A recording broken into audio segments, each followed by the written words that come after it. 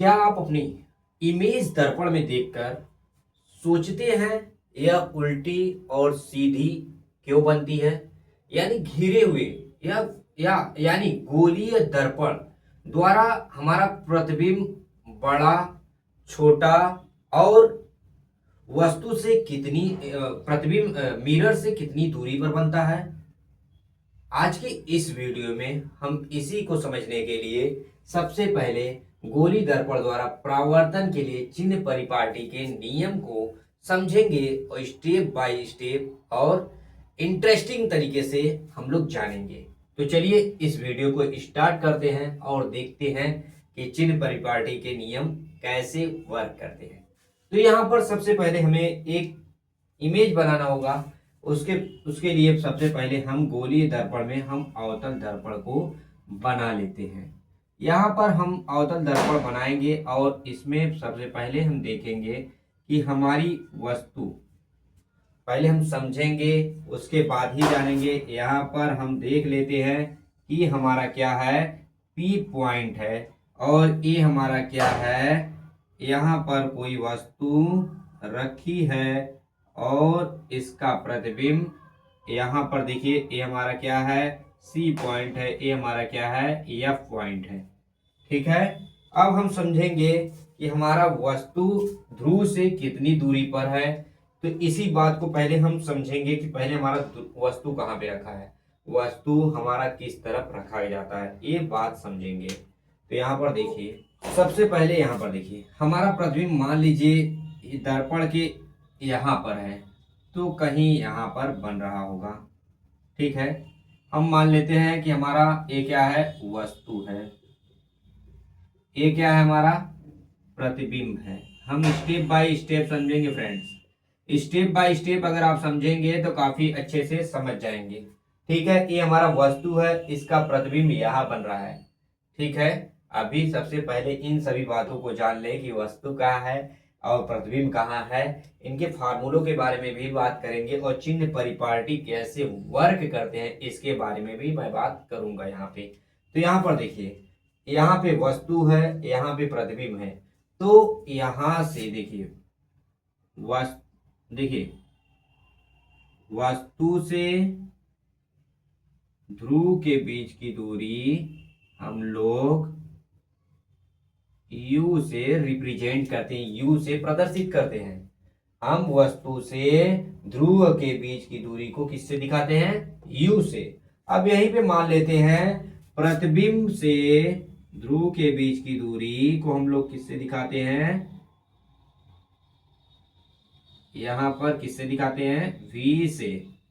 किससे, वस्तु से दर्पण। अब यहां पर ये भी कह सकते हो वस्तु से दर्पण के बीच की दूरी को हम U से दिखाते हैं और प्रतिबिंब का दर्पण के बीच की दूरी को हम V से रिप्रेजेंट करते हैं।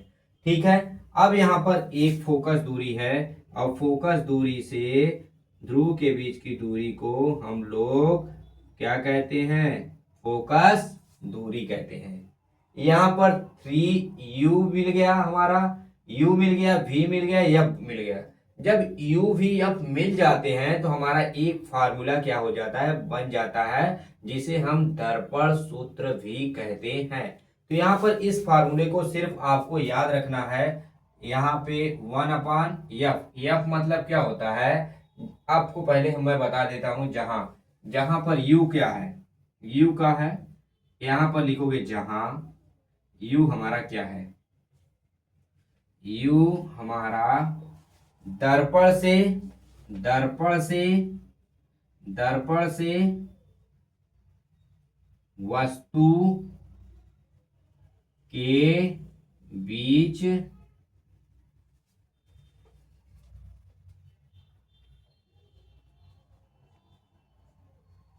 बीच की दूरी है। ठीक है। भी क्या है, भी क्या है मेरे भाई, दर्पण से प्रतिबिंब प्रतिबिंब के बीच की दूरी है।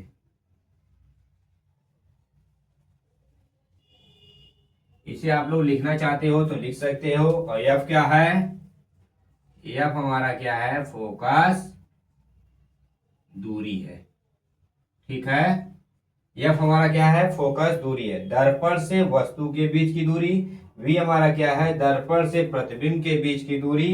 एफ क्या है, दर्पण से, यहाँ पे देखो, दर्पण से फोकस तक की दूरी को हम फोकस दूरी कहते हैं। ठीक है, ये हमारी फोकस दूरी है, एफ हमारा। ठीक है, आप समझ गए, आप समझ गए कि नहीं, ये हमारी क्या है, फोकस दूरी है। तो यहां पर इन सभी को जानने के बाद हमें समझ में आया कि एक फार्मूला हमारा बनता है। यहां पर आप लिख लीजिए, one upon F is equal to 1/u plus 1/v। यहाँ पर क्या है, ये फार्मूला आप लोग याद रखिएगा, जो यहाँ पर आपको सवाल को हल करने में काफी मदद करेगा। सबसे ज्यादा यहाँ पर यही आता है, टेंथ में सबसे ज्यादा क्या होता है कि सवाल आ जाते हैं, यहाँ पे फार्मूला उतना नहीं प्रूव करने के लिए देता है। काफी बहुत पुराना हो गया, 2014 2016 इस उस समय पूछता था कि प्रूव करो, लेकिन इस समय नहीं कर पूछता है उतना। ठीक है, तो इस फार्मूले को आप लोग रिपीट कर लीजिए, जिससे काफी मजा आएगा। एफ का 1/1 फोकस दूरी बराबर 1/ दर्पण से वस्तु के बीच की दूरी, 1/ दर्पण से प्रतिबिंब के बीच की दूरी। यहाँ पर ये फार्मूला आपको समझ में आ गया कि नहीं? पहले इसे आप स्क्रीनशॉट लीजिए, उसके बाद हम आगे की तरफ बढ़ते हैं। बारे में हमने बताया। अब इसके बाद हम लोग चलेंगे चिन्ह परिपाटी को काफी अच्छे से एक्सप्लेन करूंगा, जिससे काफी अच्छे से आपको समझ में आएगा। तो इसे क्या मैं इरेज करूं मेरे यारों? थोड़ा सा मैं वो कर लेता हूं। यहाँ पर देखिए, ये हमारा अवतल दर्पण है, ये हमारा उत्तल दर्पण है।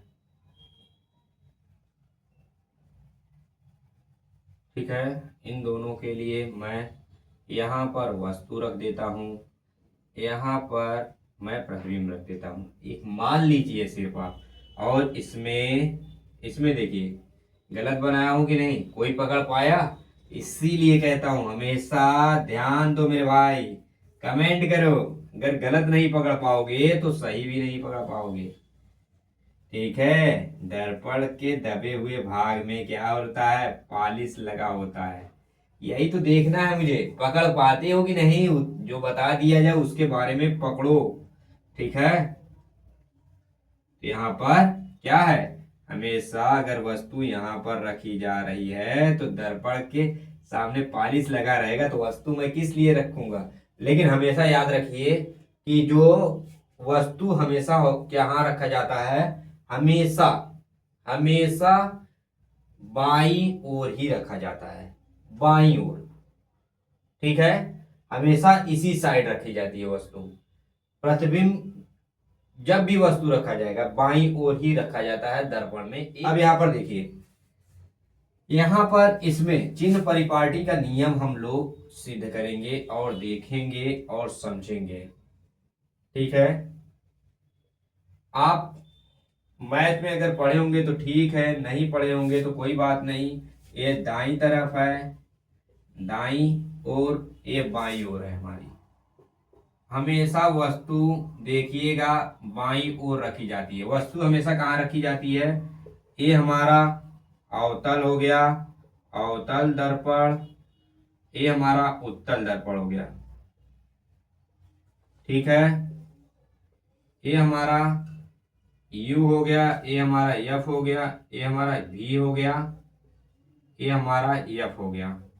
ठीक है, अवतल दर्पण में देखिए हमेशा वस्तु, अब देखिए ये क्या होता है, याद रखिए, ये हमेशा क्या होता है, धनात्मक होता है। ये इस साइड हमेशा क्या होता है, धनात्मक होता है। अब इस साइड क्या होता है, हमेशा ऋणात्मक होता है। हमेशा याद रखिए, इस तरह याद रखेंगे ना तो हमेशा याद रहेगा आपको। ठीक है, ऐसे निगेटिव होता है। इस तरह से अगर आप याद रखेंगे कार्वेचर, ऐसे याद रखेंगे, ऐसे ऐसे, तो आपको हमेशा याद रहेगा कि ऊपर वाला पॉजिटिव, नीचे वाला निगेटिव। ऐसे बनाएंगे तब कर्व। देखो मेरे भाई, याद करने का ट्रिक होता है, अगर याद ही करना, क्योंकि यहाँ पर तुम रटोगे तो कोई चीज याद नहीं होगा, लेकिन समझोगे तो हमेशा के लिए क्या होगा, याद हो जाएगा। तो यहाँ पर इस तरह से हमें समझना है। ये हमारा दाई है, दाई ओर है, ये हमारा क्या है, बाई ओर है। इसे इस तरह से भी लिख सकते हो, बाई। ठीक है, आपके बुक में इस तरह लिखा है, नहीं तो कहोगे कि भैया क्या करा रहे हो। तो इस तरह से। अब यू, अब देखो हमेशा वस्तु दर्पण से बाईं ओर रखी जाती है, तो यू हमारा क्या होगा, निगेटिव होगा। उत्तल दर्पण में भी यू हमारा क्या होगा, निगेटिव होगा।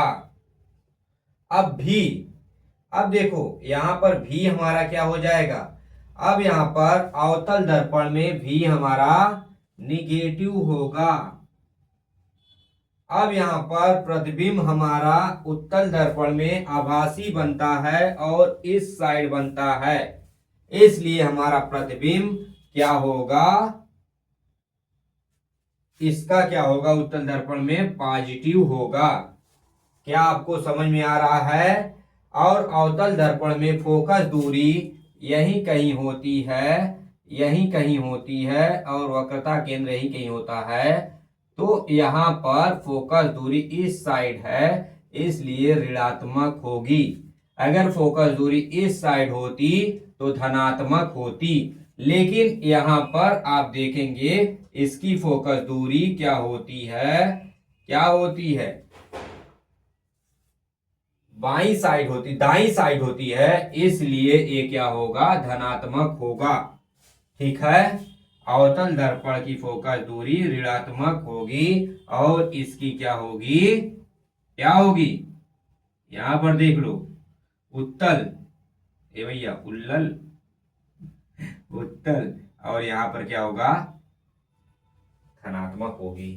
क्या आपको इतना बात समझ में आ गया कि नहीं, इतना बात आपको समझ में आ गया। चिन्ह परिपाटी के नियम में जब भी आप सवाल लगाएंगे तो आपको कहा जाएगा कि वस्तु दाईं ओर इतनी दूरी पर रखी गई है, दर्पण के सामने 15 सेंटीमीटर पर रखी गई है। तो आप अगर यहाँ पे अवतल दर्पण होगा तो यहाँ पर वहां पे सिर्फ 15 दिया रहेगा और आप नहीं समझ पाएंगे कि यहाँ पर चिन्ह क्या लगाना है।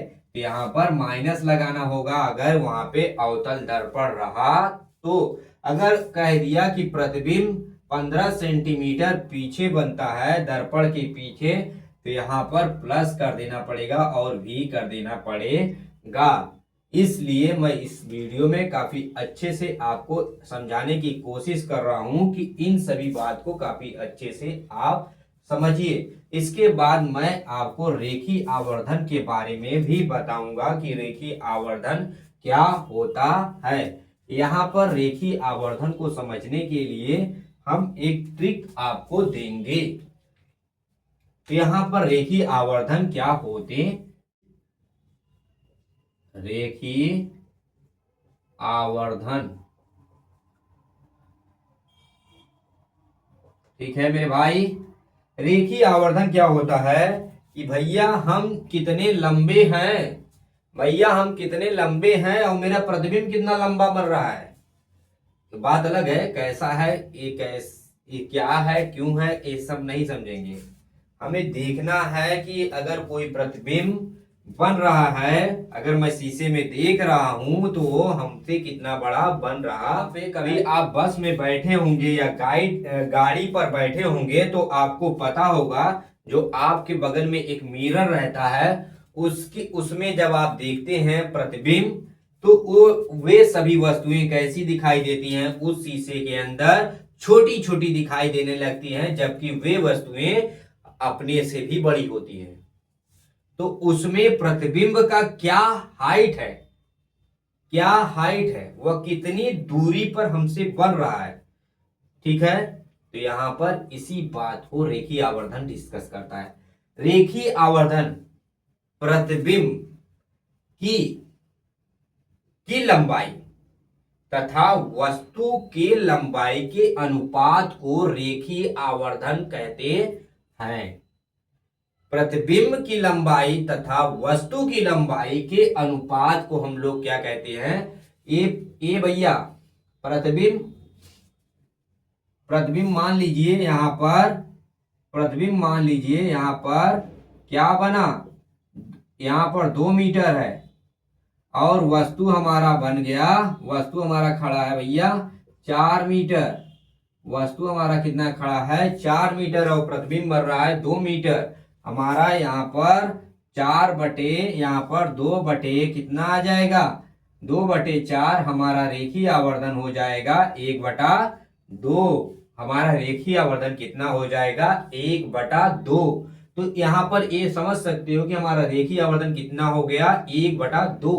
तो इतने से आपको समझ में आ गया कि नहीं, प्रतिबिंब की लंबाई बटे वस्तु की लंबाई के अनुपात को रेखीय आवर्धन कहते हैं।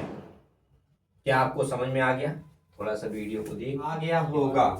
लेकिन यहां पर एक बात पूछा जाता है कि रेखीय आवर्धन कब 1 से बड़ा और कब 1 से छोटा होगा।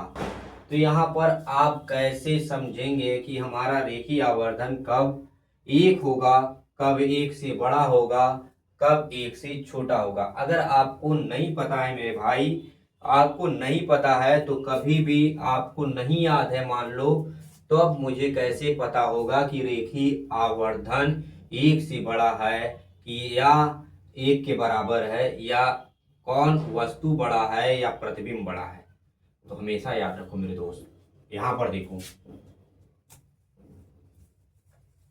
जब एक बात सुनो, जब हमारा मान लेंगे, यहां पर मान लो मेरे दोस्त, वस्तु की लंबाई कितनी है, पहले यहां पर फार्मूला लिखो, वस्तु नहीं, प्रतिबिंब की लंबाई बटे वस्तु की लंबाई। ठीक है, इतना फार्मूला लिख लिया आपने। एक बार मान लो कि इसका भी 4 मीटर है, इसका भी 4 मीटर है। मान लो कि अगर 4 मीटर है तो यहां पर प्रतिबिंब वस्तु कहां पे रखा होगा, वक्रता केंद्र पर। वक्रता केंद्र पर ही वस्तु क्या होता है, प्रतिबिंब के बराबर बनता है। हमेशा याद रखो, रेखीय आवर्धन से भी पता चल जाता है कि वस्तु हमारा कहां पर रखा होगा। तो यहां पर इससे भी पता लग जाएगा। यहां पर देखो, मान लेते हैं कि हमारा प्रतिबिंब वस्तु 4 मीटर है और ये भी प्रतिबिंब भी 4 मीटर का बन रहा है, तो रेखीय आवर्धन 1 आएगा। जब रेखीय आवर्धन मान लो 1 दिया हुआ है तो इतने से ही समझ जाना कि वस्तु कहां पर रखी गई है, वक्रता केंद्र पर रखी गई है। वो इसलिए इसका अनुपात 1 आ रहा है, इसका रेखीय आवर्धन 1 आ रहा है। इस बात से ही समझ जाना, क्योंकि अगर प्रतिबिंब की लंबाई बटे वस्तु की लंबाई एक समान होगी तभी यहां पर वक्रता केंद्र पर वस्तु रखा गया होगा। वक्रता केंद्र पर अगर वस्तु रखा गया है तो उसका प्रतिबिंब भी वक्रता केंद्र पर ही बनता है। इतना बात आपको समझ में आ गया कि नहीं? तो ये समझ में आ गया। अब मान लेते हैं कि हम प्रतिबिंब की लंबाई को हम क्या करते हैं, बढ़ा देते हैं। मान लेते हैं 8 कर देते हैं। थोड़ा इस तरह से समझोगे नहीं मेरे भाई तो काफी मजा आएगा। दुगना करो यार। अगर मैं कहूं कि 5 कर दो तो यहाँ कंफ्यूजन आएगा। कुछ ऐसे डिजिट लो जिससे हमारा कंफ्यूजन बिल्कुल ना रहे हमारे दिमाग में। तो यहां पर देखो, प्रतिबिंब की लंबाई क्या हुआ, मैंने बढ़ा दिया प्रतिबिंब की लंबाई। अब मान लो प्रतिबिंब की लंबाई जब मैं बढ़ा रहा हूं तो ये हमारा वस्तु कहां होगा, वक्रता केंद्र से, यहां पर फोकस और वक्रता केंद्र के बीच होगा। तो यहां पर हमारा प्रतिबिंब बनता था। यहां पर जब हम इधर की तरफ बढ़ेंगे तो हमारा प्रतिबिंब इधर की तरफ बढ़ता है। जैसे हम इसे क्रॉस करेंगे तो प्रतिबिंब हम भी हमारा इसे क्रॉस कर देगा। आपको पता है कि नहीं? नहीं कंफ्यूज हो तो एक बार फिर से एक्सप्लेन करते हैं, जिससे काफी अच्छे से रेखीय आवर्धन समझ में आएगा मेरे भाई। थोड़ा सा टाइम दोगे तो मजा आएगा, अगर टाइम नहीं दोगे तो मजा नहीं आएगा। तो यहां पर देखो, जैसे मैं प्रतिबिंब रखता हूं यहाँ, वस्तु रखता हूं यहाँ। तो यहाँ पर वस्तु जैसे मुख्य अक्ष के समांतर जाती है तो परावर्तन के पश्चात देखो, यहां पर देखो हमने बढ़ाया वक्रता केंद्र, यहां पर देखो, है ना। अब देखो ये कहां से ऊपर जाएगी, मुख्य फोकस, और यहां से टक करे कटेगी। देख मेरे भाई, यहाँ वक्रता केंद्र स्थान है, यहाँ पे वक्रता केंद्र स्थान है। अब जैसे हमने वक्रता केंद्र से जैसे दर्पण से नजदीक की ओर जाएंगे, प्रतिबिंब दर्पण से दूर की ओर जाएगा, डेफिनेटली कॉन्फिडेंस के साथ कहो, ठीक है। जैसे ही हमारा वस्तु दर्पण के करीब जाएगा वैसे ही हमारा प्रतिबिंब दर्पण से दूर जाएगा, इतना याद रखो, ठीक है। याद करने की कोई जरूरत नहीं। अब देखो हमारा यहां पर प्रतिबिंब बना, जैसे ही वक्रता केंद्र से आगे की तरफ हमारा प्रतिबिंब बढ़ेगा वैसे ही वस्तु प्रतिबिंब हमारा वस्तु से बड़ा हो जाएगा। तो मान लेता हूं प्रतिबिंब की लंबाई 8 सेंटीमीटर है, वस्तु की लंबाई 4 सेंटीमीटर है, ठीक है। तो यहां पर देखो दूरी बनता है, अभी लंबाई की बात अलग है। देखो जितना वो होगा उतना, यहां पर देखो यहां पे कितना आ जाएगा, 2 आ जाएगा, 2 से 1 से अधिक आ रहा है तो हमारा कौन बड़ा है, मतलब प्रतिबिंब की लंबाई अधिक है, वस्तु की लंबाई कम है। जब हमारा रेखीय आवर्धन 1 से अधिक हो तो इसका मतलब हमारे प्रतिबिंब की लंबाई क्या है, अधिक है। जब हमारा वस्तु की लंबाई क्या हो, बताओ, अधिक होगी तो 1 से हमारा मान क्या होगा, कम होगा। जब हमारी वस्तु की लंबाई प्रतिबिंब की लंबाई से क्या होगी, अधिक होगी, तो हमारा रेखीय आवर्धन 1 से कम होगा। इतने से समझ में आ गया कि नहीं। यहां से उल्टा कर दो, इससे उल्टा कर दो। मान लो कि हमारा प्रतिबिंब 4 है, वस्तु की लंबाई 8 है, तो यहां पर कितना आएगा भाई, 0.5, 1/2 आएगा ना, 1/2 का मान यही होता है 0.5। क्या इतना आपको समझ में आया कि नहीं। मैं काफी डिटेल से जो भी चीजें बताता हूं काफी डिटेल से बता रहा हूं, इसलिए आपको समझ में आएगा, ठीक है। 0.5 आ गया, मजा आ रहा है कि नहीं। तो इसलिए यहां पे 0.5 आ गया, 1 से कम है। जब भी वस्तु की लंबाई क्या होगी, प्रतिबिंब से अधिक होगी, रेखीय आवर्धन 1 से कम होगा। क्या आपको इतना क्लियर हो गया कि नहीं, अभी क्लियर हो गया। आगे की तरफ बढ़े मेरे भाई। तो यहां पर आपको एक बात और क्लियर करनी होगी, यहां पर क्या है, ये वस्तु किस तरह से है मेरे भाई, प्लस की तरफ है, देख लो। ये वस्तु, ये प्रतिबिंब क्या है, निगेटिव की तरफ है, इसलिए इसकी लंबाई को हम निगेटिव लेंगे, इसकी लंबाई को हम लोग पॉजिटिव लेंगे। देख लो, ऊपर की तरफ है तो हम पॉजिटिव लेंगे, नीचे की तरफ है तो हम निगेटिव लेंगे। अगर आभासी है, सीधा बनेगा, तो आप जानते हो आभासी प्रतिबिंब इधर ऐसे डॉट डॉट डॉट करके बनता है, तो ये हमेशा पॉजिटिव की तरफ है, इसलिए हम इसे पॉजिटिव लेते हैं। इतना बात क्लियर हो गया कि नहीं। एक कंडीशन में अवतल दर्पण में भी प्रतिबिंब आभासी बनता है, तो उस कंडीशन में हम प्रतिबिंब की लंबाई को पॉजिटिव लेंगे, ना कि निगेटिव लेंगे। और वस्तु की लंबाई हमेशा क्या है, पॉजिटिव है। लेकिन यहां पर प्रतिबिंब की लंबाई जब भी नीचे की तरफ होगी हमेशा ऋणात्मक ऋणात्मक ऋणात्मक लेंगे।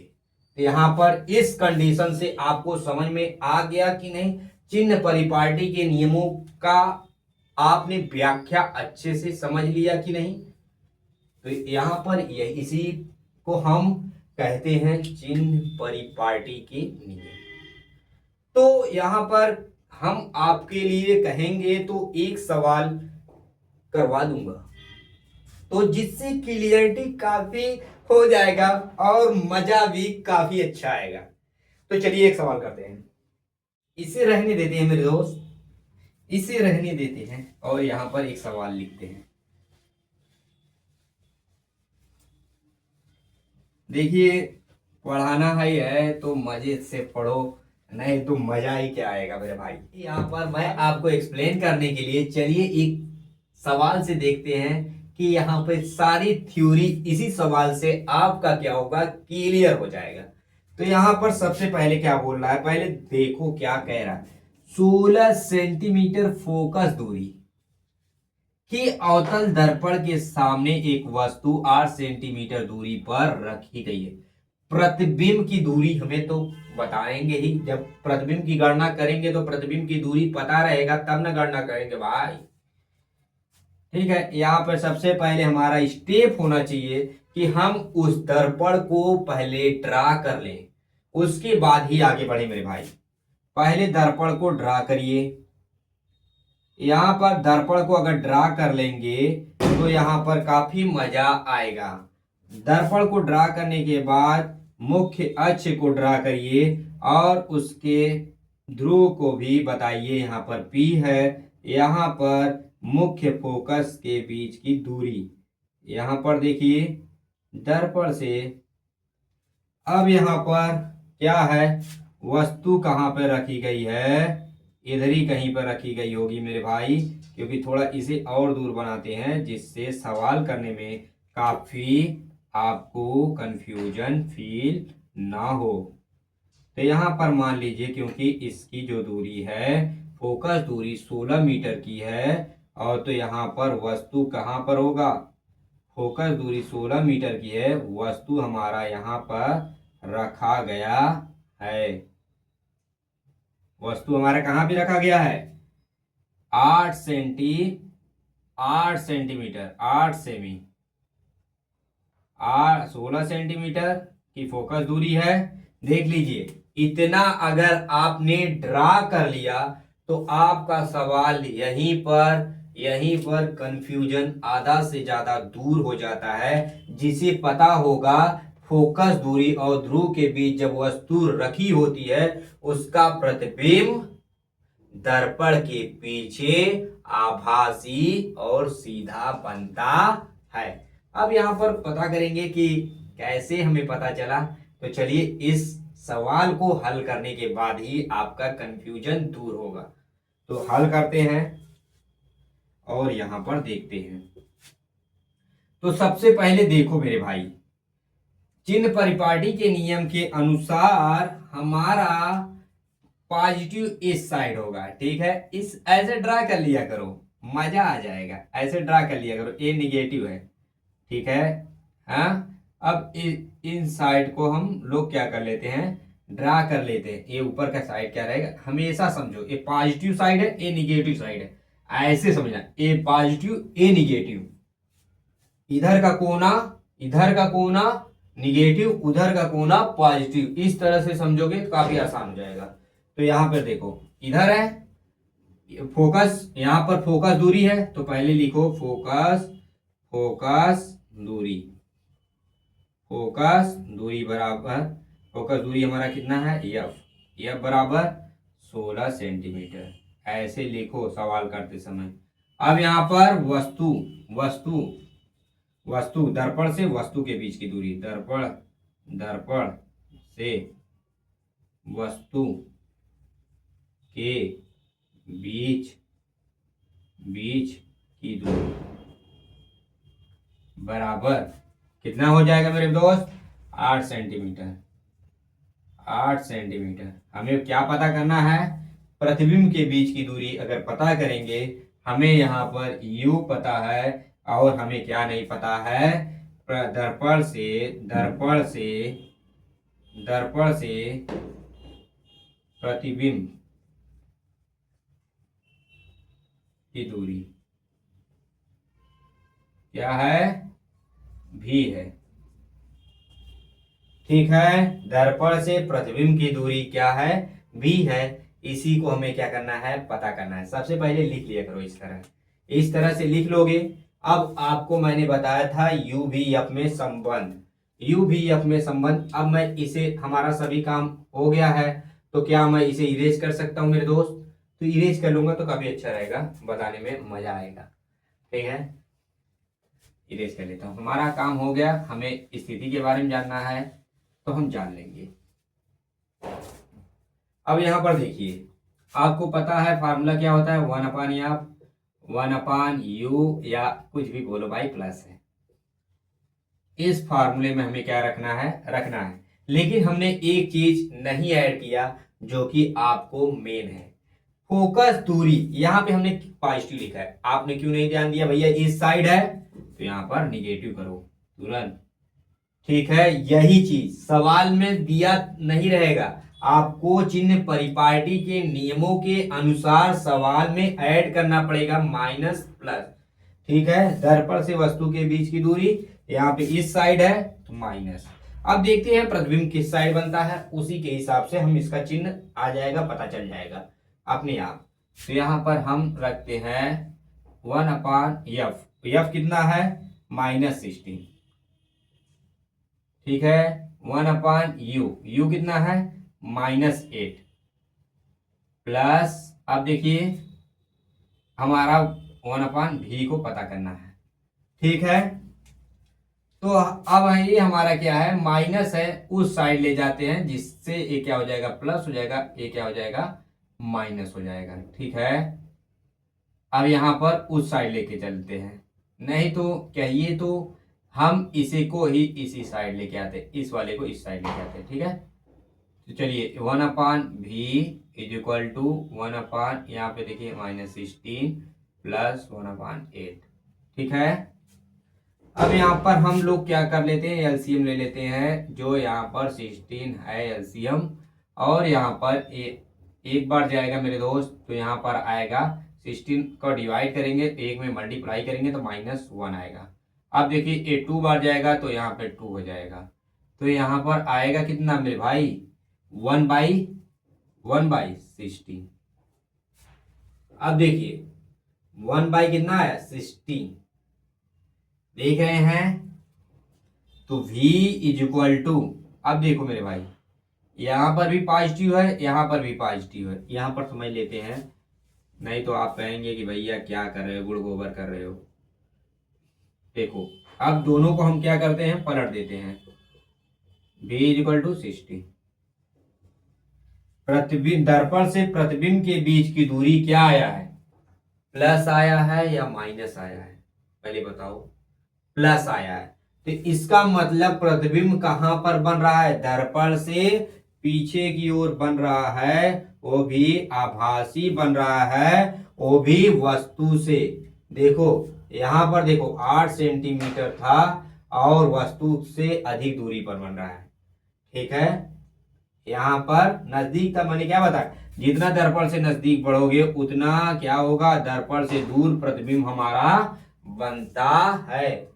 इसका नेचर आभासी है, प्रतिबिंब कैसा है, आभासी है, वस्तु से क्या होगा, बड़ा होगा।